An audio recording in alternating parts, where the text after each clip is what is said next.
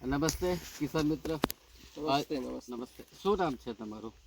જિગ્નેશ. જિગ્નેશભાઈ. અને આ કયું ગામ પડે? આ બરડી પાડે. બરડીપાડા. હવે આજે તમે ભીંડાની વાવેતર કર્યું છે, આ કેટલા હાર્વેસ્ટિંગ છે, કેટલી વાર તોડી છે? લગભગ એમ 6 થી 7 તોડ થયેલી. અચ્છા. એમાં આપણી મુલાકાત થયેલી. એના પછી જે પ્રોડક્ટ તમે બતાવ્યો ને એ તમે ડેમો તરીકે સ્પ્રે મારવા માટે તમે અહીંયા મને 2 સ્પ્રે કરાવેલા હતા. આ સ્પ્રેમાં 6 થી 7મે દિવસમાં જેવું છે ને, એમ તો 5-6 દિવસ પછી ફરક પડવા લાગ્યો કલરમાં. અચ્છા. ને ભીંડી પણ જે આપણે જ્યાંથી સ્પ્રે કરેલો છે ને, અચ્છા, ત્યાંથી માલ જે તૂટી જાય ને, અચ્છા, એના આવતે તોડમાં છે ને તૈયાર એકદમ રેડી થઈ જાય એમ. ઓકે. ને પેલામાં થોડુંક છે ને ઠંડીને કારણે દબાઈ જાય. તો અચ્છા. આમાં આપણો ઠંડી છે છતાં એ કલર એનો એકદમ ખીલતો કલર છે. અચ્છા.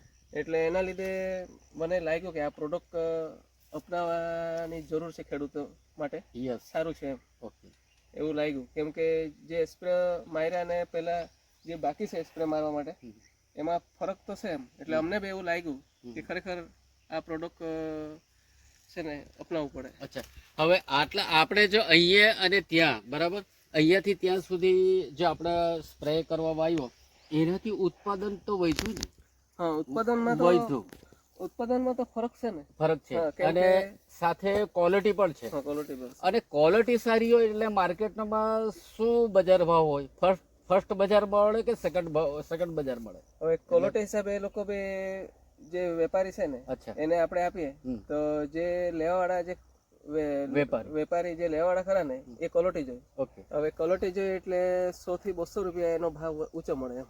ઓકે, બરાબર છે. કેમ કે આજે અમારા ગામના છે ને, અમારી મુલાકાત લેતા હતા, એમાં 2 પિકઅપ વાળા ગયા. એક પિકઅપ ઉમરવાઓ ગામની અમારા ગામથી શાકભાજી લે. અમારા બાજુમાં એક જે ગામ છે આપણું જામનપાડા, ત્યાંથી એક પિકઅપ આવે છે. તમે જામનપાડા વાળી પિકઅપમાં માલ નાખેલો તો પેલો ભાઈ કે તને શું બજાર મળ્યો? તમે કહો તારા કોના પિકઅપમાં ગયા? તો અમારા એમ કે ઉમરવાવ ને એક ગાડી આવેલી એમાં. ઓકે. તો એક જ ગામમાં 2 પિકઅપ હતી. એમાં મારો જે માલ ગયો એ 1200 ને વેચાણમાં આવ્યો. ઓકે. 1200 ને વેચાણમાં ગયો ને એના 1000માં. ઓકે. યાને કે તમારું 20 કિલો પર 200 રૂપિયાનું પ્લસિંગ થયું, બરાબર? તો એ શેના લીધે? આ પ્રોડક્ટના લીધે. કેમ કે આ પ્રોડક્ટ તમે ઉપયોગ કરી, બરાબર, એનાથી શાઇનિંગ આવી, બરાબર, ક્વોલિટી મેન્ટેન થઈ, પ્રોડક્શન વધ્યું અને ફ્લાવરિંગ વધ્યું, બરાબર. તો જીગભાઈ, હું તમને એમ કહું, ખરેખર કિસાને આ વસ્તુ ઉપયોગ કરવી જોઈએ કે ન કરવી જોઈએ?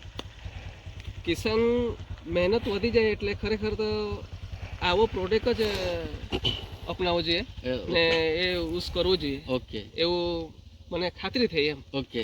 પણ ખેતરમાં હવે ખેડૂત જો મહેનત કરે છે એમને જ પરસેવો કાઢીને તો બી કંઈ નીકળતું નથી.